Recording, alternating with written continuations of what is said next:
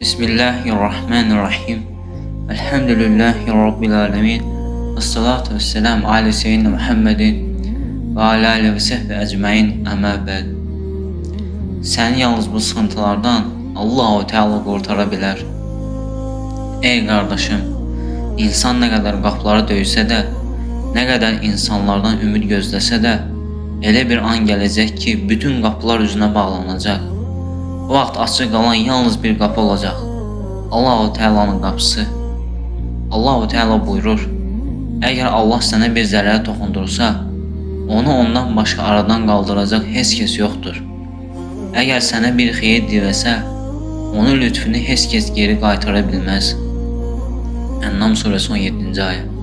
İbn Kəsir rahimehullah bu ayənin təfsirində demişdir: Yəni zərəri də, faydanı da verən yalnız Allahdır.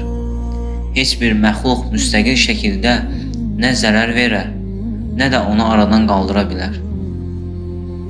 Allah-u Teala başqa bir ayədə buyurur: Yoxsa darda qalan dua etdiyi zaman ona cavab verən, sıxıntını aradan qaldıran və sizi yer üzündə varislər edən kimdir? Allahla yanaşı başqa bir məbud mu var? Siz çox az düşünüb ibrət alırsınız. Nəml surəsi 62-ci ayə. İmam Ət-Təbəri rahimehullah demişdir: Bu ayə göstərir ki, ən böyük çətinlik anında insanların fitrəti yalnız Allaha yönəlir.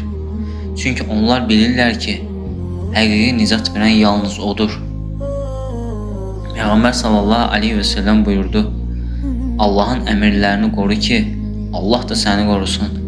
Allahı tanı ki, onu qarşında tapasan.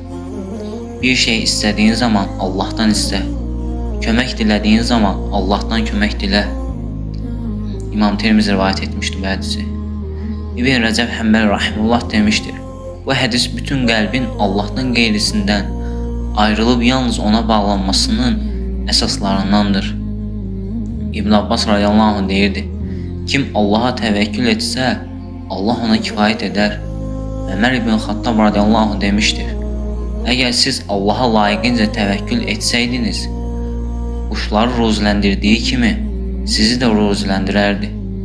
Onlar səhər ac çıxır, axşam tox qayıdırlar. Bu Peyğəmbər sallallahu aleyhi və səlləmin hədisidir və onu Ömər radiyallahu anh rivayət etmişdir. Həsən əl-Bəsri rahimehullah demişdir: İnsanlar səni tərk edə bilər, qohumlar uzaqlaşa bilər, dostlar səni unuda bilər. Lakin Allah öz qapısını ona yönələn bəndəsinin üzünə bağlamaz. Süfyan Əs-Səvri rahimehullah demişdir: Qəlbin məxluqlara bağlanması zillətdir. Qəlbin Allaha bağlanması isə izzətdir. İbn Əl-Qayyim rahimehullah demişdir: Allahdan qaçan nicat tapmaz. Allaha qaçan isə heç vaxt həlak olmaz. Ey insan, əgər gecələr yuxun qaçıbsa, əgər qəlbin daralıbsa, əgər göz yaşların dayanmırsa, əgər insanlar səni başa düşmürsə, əgər bütün yollar bağlanıbsa, bil ki, Allah hələ səni çağırır. Səcdəyə qapan, əllərini göyə qaldır, göz yaşlarını Allah üçün axıt. Çünki səni yaradan, sənin dərdini də səndən daha yaxşı bilir. Allah-u Teala buyurur: Kim Allaha təvəkkül etsə, Allah ona kifayət edər. Talaq surəsi 3-cü ayə. İbn Qayyim rahimehullah demişdir: Allah bəndəsinə kifayət etdikdən sonra ona heç kəs zərər verə bilməz. Allah bəndəsini öz himayəsindən çıxdıqdan sonra isə heç kəs onu qoruya bilməz.